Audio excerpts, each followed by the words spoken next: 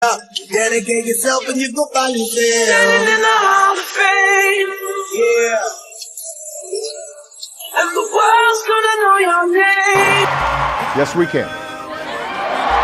Yes, we did.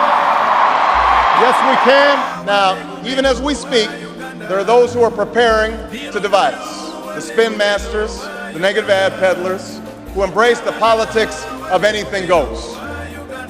Well, I say to them tonight, there is not a liberal America and a conservative America. There is the United States of America. Well, that is it. That was Barack Obama way back in 2004, trying to pursue his way into the White House. There is no conservative America or illegal America. There is the United States of America. The speech still remains one of the greatest speeches of all time. Hey, Brad. Well, this was Barack Obama participating in the painting of the Wall of Hope, a wall made in White House in the memory of Martin Luther King, who fought racial injustice in America. He's always fun, as you can see. People around him always remain smiling. The induction of Barack Obama into Nilotic Hall of Fame comes because he is a Luo of Kenya in Nilotic group, and his achievement speaks for itself.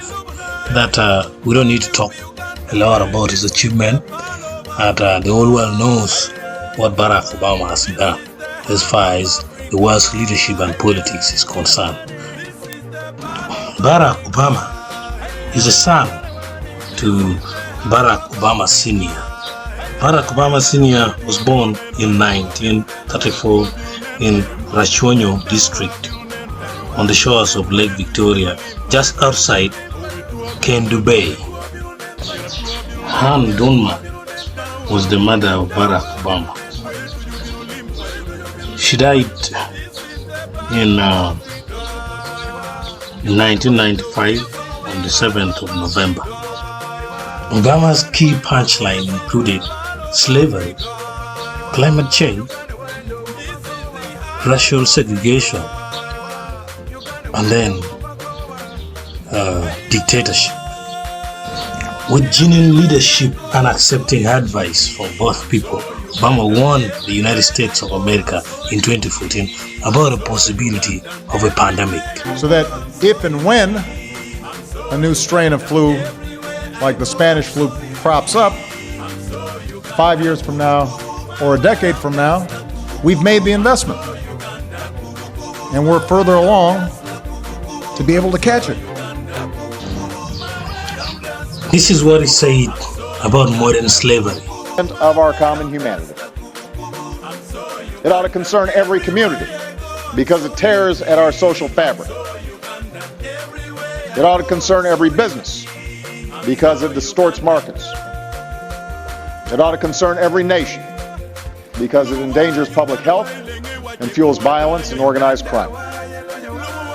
I'm talking about the injustice, the outrage of human trafficking, which must be called by its true name, modern slavery.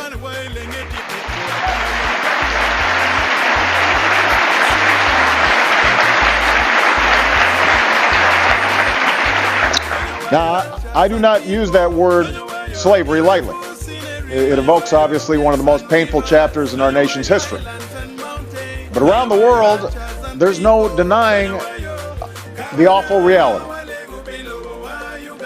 When a man desperate for work finds himself in a factory or on a fishing boat or in a field, working, toiling for little or no pay and beaten if he tries to escape, that is slavery. When a woman is locked in a sweatshop or trapped in a home as a domestic servant, alone and abused, and incapable of leaving, that's slavery. When a little boy is kidnapped, turned into a child soldier, forced to kill or be killed, that's slavery. When a little girl is sold by her impoverished family,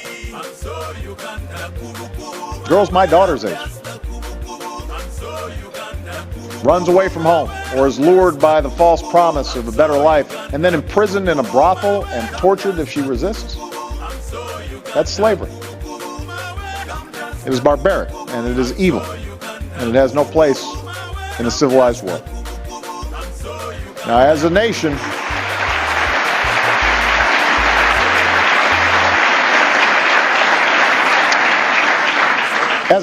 we've long rejected such cruelty. Just a few days ago, we marked the 150th anniversary of a document that I have hanging in the Oval Office, the Emancipation Proclamation.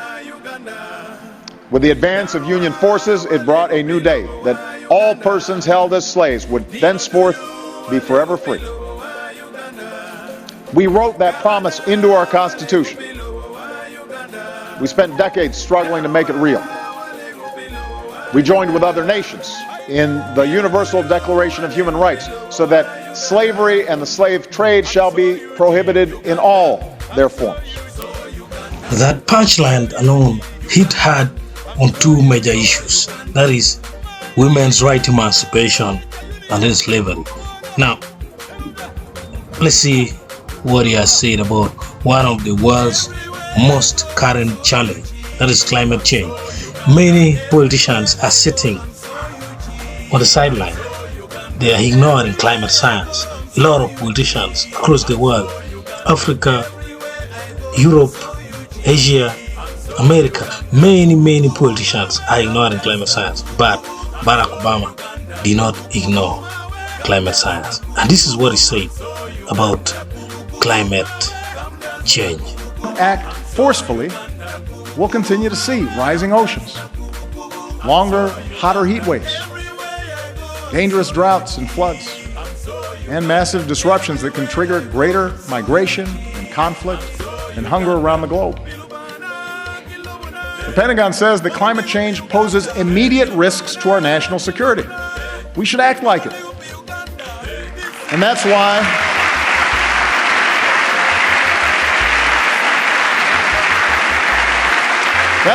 over the past 6 years, we've done more than ever to combat climate change, from the way we produce energy to the way we use it.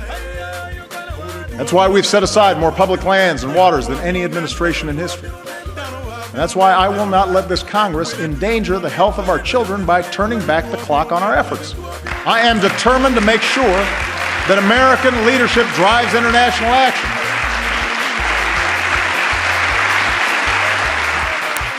Many people loved Barack Obama from around the world, black or white, Indian, Chinese, male and female, children and adults. I think that I need some volunteers to help me this year. You got volunteers here. We're going to let everybody get a chance of blowing the horn. There are going to be 11 blows in the horn.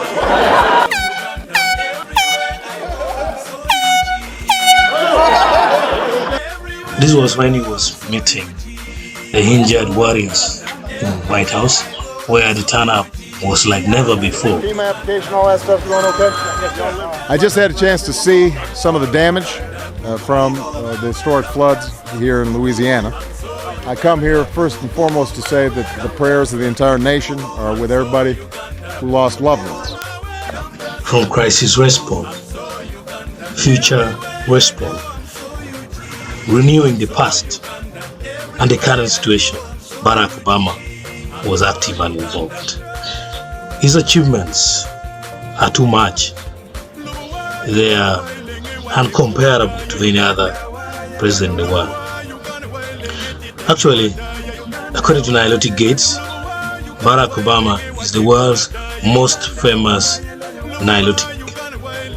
He's a Luo and he got Luo blood in his brains. Barack Obama, one of the biggest achievements is the elimination of Al-Qaeda leader by then, Osama bin Laden. That is something that had defeated some regimes ago in the United States. But with his leadership, he was able to execute the mission. His exit from White House was something that seems like never meant to be. That it was quite emotional, to an extent that there were proposals that he should have been added one more year as an appreciation to the achievements that he made in as far as American history is concerned. The middle-aged white guy who from the outside may seem like he's got advantages, but has seen his world upended by economic and cultural and technological change. For white Americans, it means acknowledging that the effects of slavery and Jim Crow didn't suddenly vanish in the 60s. That when minority groups voice discontent, they're not just engaging in reverse racism or practicing political correctness. When they wage peaceful protest, they're not demanding special treatment, but the equal treatment that our founders promised.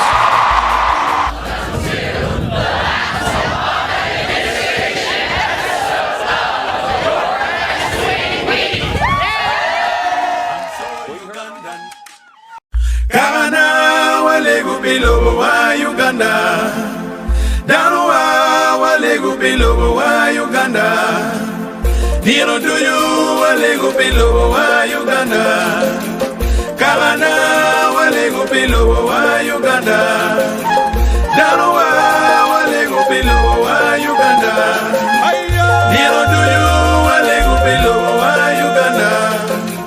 I'm so UG Ugandan, I'm so UG Ugandan. I'm so UG Ugandan. I'm so UG Ugandan. Yes, we can. Yes, we did. Yes, we can. Thank you. God bless you. May God continue to bless the United States of America. Thanks. Everywhere I go, I'm so UG. I'm so Ugandan. Everywhere I go, I'm so UG. I'm so Uganda, kubu kubu, come dance la kubu kubu. I'm so Uganda, kubu kubu, come dance la kubu kubu. I'm so Uganda, kubu kubu, come dance la kubu kubu. I'm so Uganda, kubu kubu, come dance la kubu kubu. I'm so Uganda. Everywhere I go, I'm so UG. I'm so Uganda. Everywhere I go, I'm so UG. I'm so Ugandan. Bilubana, Kilobana, one only go be Uganda. Bilubana, Kilobana, one only go be Uganda. This is the part of Africa. Hey, Uganda money. This is the heart of Africa. Hey, Uganda money. This is the part of Africa. Hey, Uganda money. This is the heart of Africa. Hey, Uganda money.